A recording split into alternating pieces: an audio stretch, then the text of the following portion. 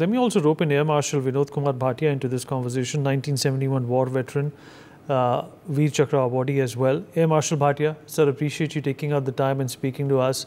First up, what do you remember of the 1971 war? It was a short war, as I explained in my opening monologue, but I'm sure for a soldier, no war is short. Well, I think 1971 was actually a turning point, really speaking, in the history of the subcontinent. And this is, as has been brought up earlier also, not only sorted out a few things for us, but also gave birth to a brand new nation, that is Bangladesh. I mean, we all know the history part of it, how it happened. But the main thing was that there was a genocide which was being created in Bangladesh because of what happened as per the election results of March 1971, where Mujibur Rahman had actually won a landslide victory, but was denied the premiership of the United Pakistan. And then they started with the genocide to put Bangladesh in place. As you all remember, that a large number of people had to run away from their country, that is Bangladesh. And they were not in hundreds or thousands, but they were in millions. It was a great, shall we say, problem for India also, to have so many of these people coming from Bangladesh.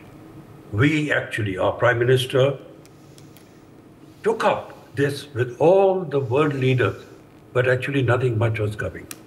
And therefore, we knew that we had to do something. I would like to take you back a little bit on this, because all this happened in the month of March. And Mrs. Gandhi, who was the Prime Minister at that time, wanted an immediate solution. But we had to hold fast because of the monsoon, which actually makes Bangladesh, because the riverine country, is totally impossible for military operation. But in the meantime, this time was spent in bringing to the notice of all the world leaders as to what actually was happening in Bangladesh. And when the time became ripe, it was necessary that something should be done.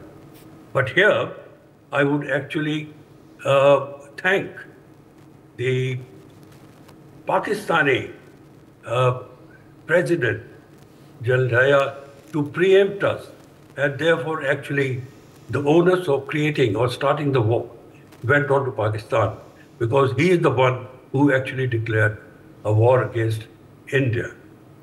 This was a green signal for us to unfold our plans and start what I may call as a blitzkrieg to actually liberate Bangladesh from the yoke and tyrannical rule of West Pakistan. So in context of, yeah, go ahead, sir. Go ahead, sir. Go ahead. So I just wanted to say, responding to what you have just shared with us, and thank you for that. In context to what's happening in Bangladesh today, how do you contextualize what happened in 1971? You see, basically, the main thing was that we wanted some kind of stability to come about. As I mentioned earlier, that more than a million people had come into India, the refugees from Bangladesh. And when Yahya started the war against Pakistan, it was a great opportunity for us to make use of and actually bring the war to a conclusion. Now, it was, if I remember correctly, on the 3rd of December, when we were subjected to a preemptive attack by the Pakistani Air Force on our bases. I'm talking about the Air Force bases. But as you know, we were all prepared, and there was no damage which was done. Only superficial damage was done to our airfield. And we were ready to go to war immediately. And this unfolded the very next morning, that is on the 4th of December. And we actually had a policy which was to counteract as to what the policy the Pakistani military establishment was propagating. They were saying that the defense of Pakistan or Bangladesh, at that time East Pakistan, lies in West Pakistan. And that is why they had actually started the war in West Pakistan. We actually took a dual, shall we say, course of action by retaliating on both sides, that is on the West and on the East. And while they had actually, concentrated their forces in West Pakistan, we had beautifully and wisely distributed the forces both in East and West. As I mentioned earlier, the basic aim was to actually carry out a blitzkrieg. And for that, we had enough, shall we say, army and air force forces in the East to take care of operations there. As you know, it was perhaps the fastest, shall we say, military campaign to be able to liberate and create a new nation like Bangladesh in a span of less than 2 weeks.